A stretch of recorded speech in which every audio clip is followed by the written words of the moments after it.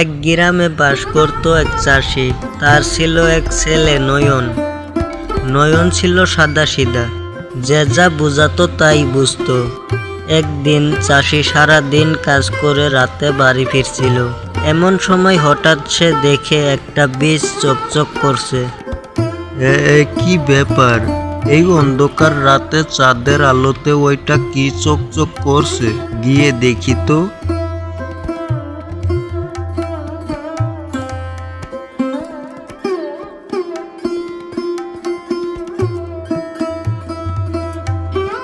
এত ছোট একটা জিনিস, তাও হীরের মতো চকচক করছে। দেখে তো মনে হচ্ছে এই কোনো গাছের বীজ। যাই, এটাকে নিয়ে বাড়িতে যাই।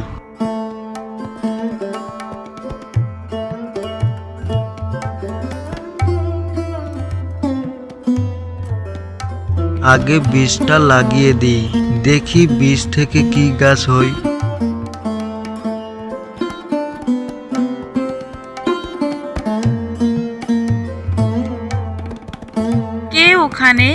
কে ওখানে মাটি কুপাচ্ছে? ও তুমি? আমি ভাবলাম কে না কে। তা এখানে কি করছিলে শুনি? ও কিছু না, একটা বীজ লাগালাম। কি বীজ? তা অসময়ে বীজ কোথায় পেলে শুনি? ওই তো রাস্তায় কুড়ে পেলাম। চলো চলো, আমাকে দুটো খেতে দাও, খুব খিদে পেয়েছে। হ্যাঁ চলো।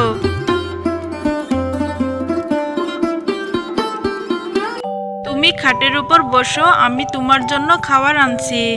আচ্ছা, নয়ন খেয়েছে? ও খেয়ে ঘুমিয়ে পড়েছে।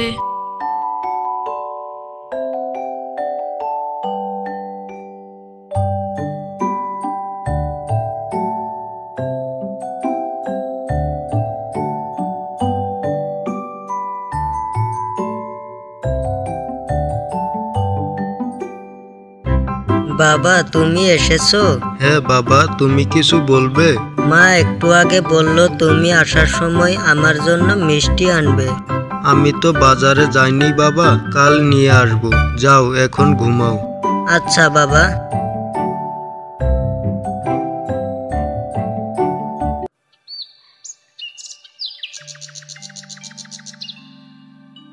পরের দিন রমেশ ঘর থেকে বের হয়ে এসে দেখে বীজ লাগানো জায়গায় একটা গাছ হয়েছে।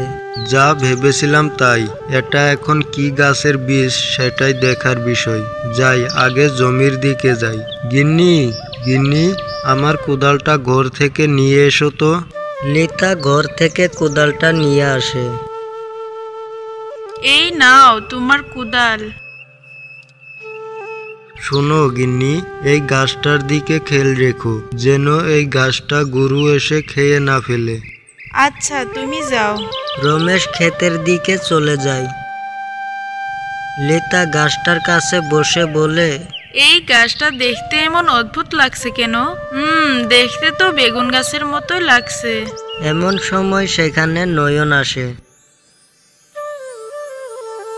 মা, ও মা, তুমি এখানে বসে আছো কেন? হ্যাঁ, কি আর করব, গাছটা পাহারা দিচ্ছি। শোন, তুই সারাদিন গাছটা দেখে শুনে রাখবি। আর শোন, এই গাছটা যেন গরু বকরিয়া খেয়ে না যায়। খেয়ে গেলে তোর বাবা অনেক বকা দিবে। আমি গেলাম। লিতা এই বলে চলে যায়। নয়ন গাছটার কাছে বসে থাকে। এদিকে রমেশ তার জমিতে কাজ করছিল।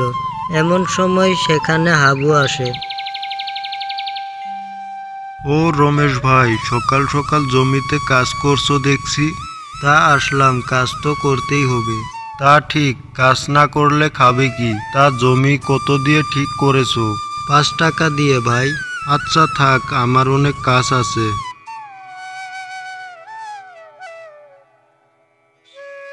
রমেশ সারাদিন মাঠে কাজ করে সন্ধ্যায় বাড়িতে ফিরে যায়। গিয়ে দেখে তার ছেলে গাছটার কাছে বসে আছে। কি, গাছটা অনেক বড় হয়েছে দেখছি। আর বাবা নয়ন, তুমি এখানে বসে আছো যে? চলো বাবা, ঘরে চলো।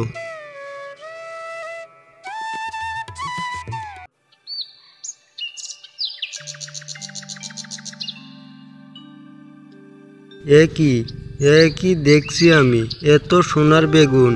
হি হি হি হি। গিন্নি, গিন্নি, দেখে যাও, দেখে যাও।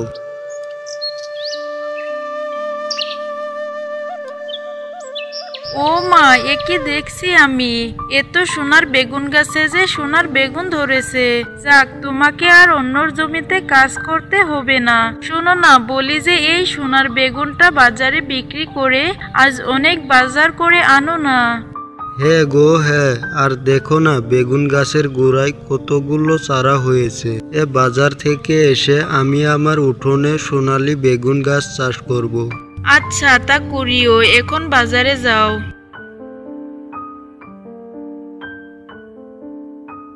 রমেশ সোনার বেগুন নিয়ে বাজারে যায়।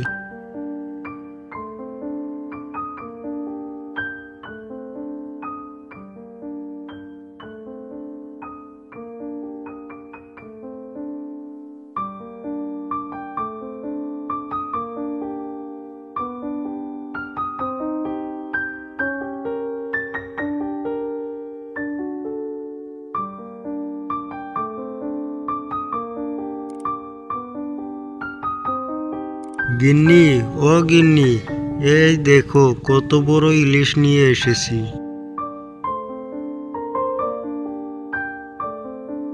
ও মা, কত বড় মাছ, দাও দাও। এ ধরো ধরো, আর এই দেখো কতগুলো টাকা।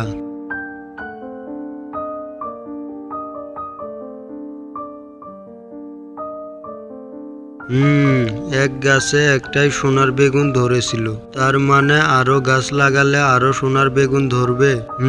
যাই, আরো অনেক চারা গাছ লাগিয়ে ফেলি।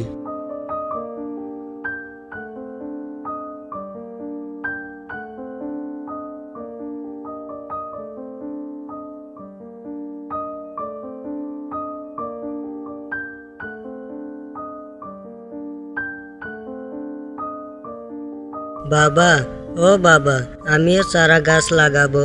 তুমিও চারা লাগাবে বাবা? আচ্ছা ঠিক আছে, লাগাও।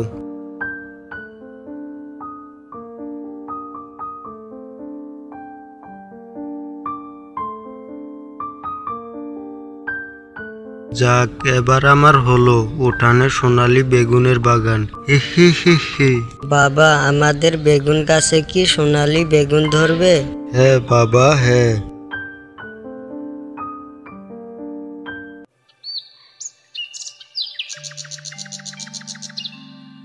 সেদিন রাতে রমেশের বেগুন গাছের বাগানে চাঁদের আলো পড়াতেই তার সোনার বেগুনগুলো চকচক করতে থাকে।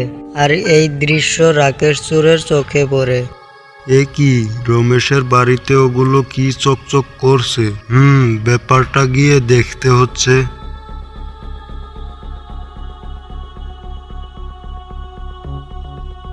আরে বাহ, এ তো দেখছি সোনার বেগুন চিকচিক করছে। হি হি হি হি, আজ আমার ভাগ্য খুলে গেল। আমি বড়লোক হয়ে যাব, আমি অনেক বড়লোক হয়ে যাব। না না, বেশি কথা না বলে সোনালী বেগুন নিয়ে কেটে পড়ি। রাকেশ সোনার সব বেগুন একটা বস্তায় তুলে নেয় এবং সেখান থেকে চলে যায়।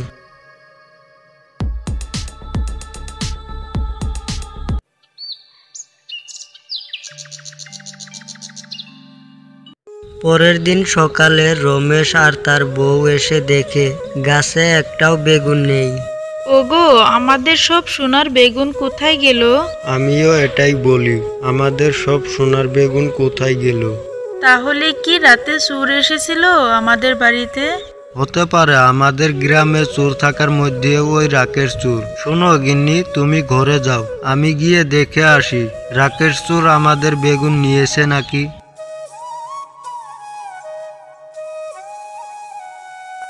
এদিকে রাকেশ চোর সব বেগুন বিক্রি করে মনের আনন্দে হাঁটছে রাস্তা দিয়ে। ওই তো রাকেশ চোর, মনে হচ্ছে বাজারের দিক থেকেই আসছে। এটা বলে রমেশ একটা গাছের আড়ালে লুকিয়ে পড়ে। রাতে অনেক বড় একটা চুরি করেছি, আজ রাতেও যেতে হবে। যদি আজকেও এমন একটা বড় চুরি করতে পারি, তাহলে কালই এই গ্রাম ছেড়ে চলে যাব। হি হি হি হি। এই ব্যাপার, দাঁড়াও বেটা, আজ আমার বাড়ি এসে দেখো, দেখাচ্ছি মজা।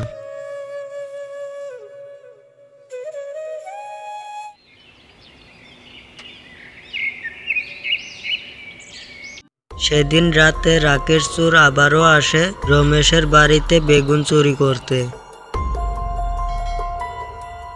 তারপর রাকেশ চোর যখনই বেগুন ছিঁড়তে লাগে এমন সময় ভয়ানক একটা আওয়াজ ভেসে আসে। হা হা হা হা, আজ তোর ঘাড় মটকাবো আমরা। কে কে কে তোমরা? রাকেশ, রাকেশ, আজও তুই বেগুন চুরি করতে এসেছিস? ধর ধর রাকেশ চোরকে, আজ আমরা ওর ঘাড় মটকাবো। এহ এহ এহ এহ। না না, তোমরা আমার ঘাড় মটকিও না। আমি আর কোনোদিনও এই বেগুন বাগানে আসবো না। এই বেগুন বাগান কেন, আমি আর কোনোদিনও চুরি করব না। আমাকে তোমরা ছেড়ে দাও। এ কথা মনে থাকবে তো তোর?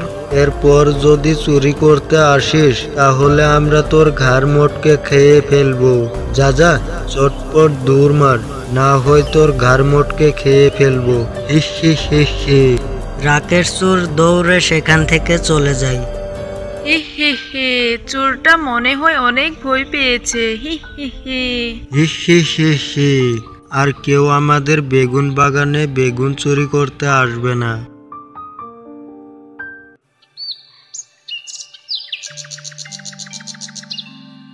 এরপর রমেশ প্রতিদিন একটা করে সোনালী বেগুন বিক্রি করে সুখে দিন কাটাতে লাগলো।